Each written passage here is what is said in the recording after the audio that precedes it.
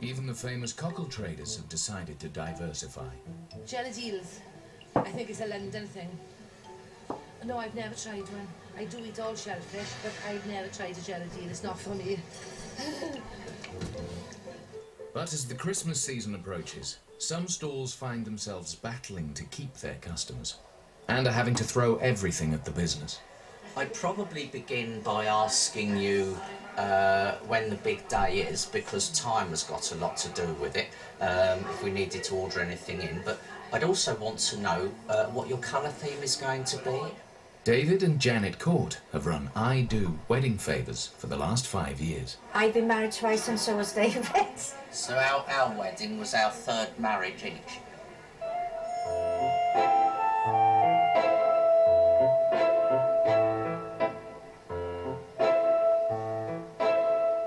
When we first started the shop, we'd gone from a tiny little hovel working on a table in a spare room to having our own high street presence in a city centre in Swansea. I mean, it was absolutely wonderful, wasn't it? Yeah. I remember the very first person who came in bought some table confetti, 2 little packets for £1.50. That was the first thing that went in the till. It was wonderful. We really thought we'd done it, didn't we? The first 3 years was just build, build, build. It was absolutely wonderful. But over the last couple of years, commercially, it's just gone down, down, down. Inevitably, with petrol the price it is, and quite frankly the weather as it is today, people are going to want to stay in rather than go out. And if they can do their shopping at home and have things delivered, so much the easier, cheaper, quicker. David and Janet are fighting for survival against internet shopping and the rise of the superstores.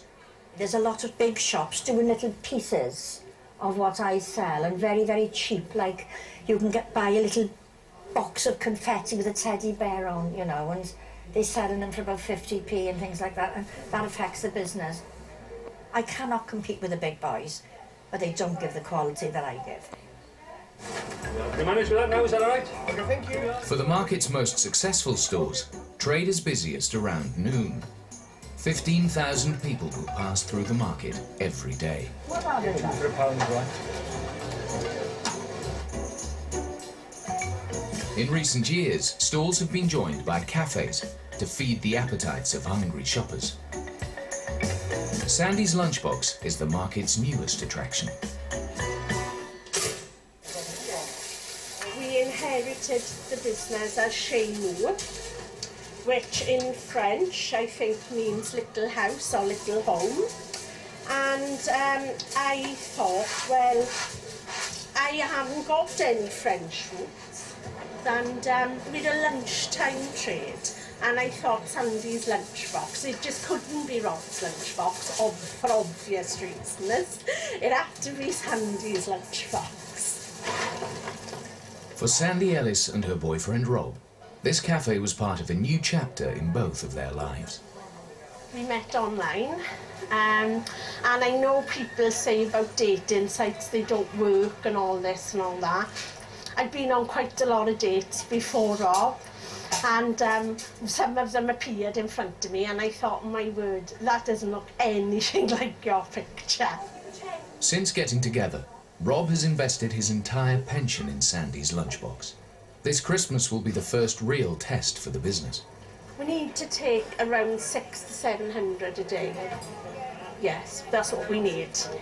We don't always take that much money. I mean, you know, but that's what we need.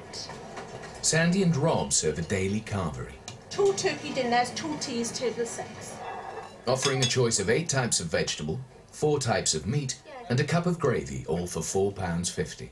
I love Jamie Oliver's style. I like the fact of all the family around the table, and it's not all this fancy food that's piled on top of each other, even though I can cook that. I'm more happy when we have a big plate or a big tray of something, and in 2 minutes later it's all gone, you know? Sandy's cooking has created a loyal fan club who have followed her for years to the different cafes she's worked in. Well, what you pay for this dinner here, you'll pay twice somewhere else.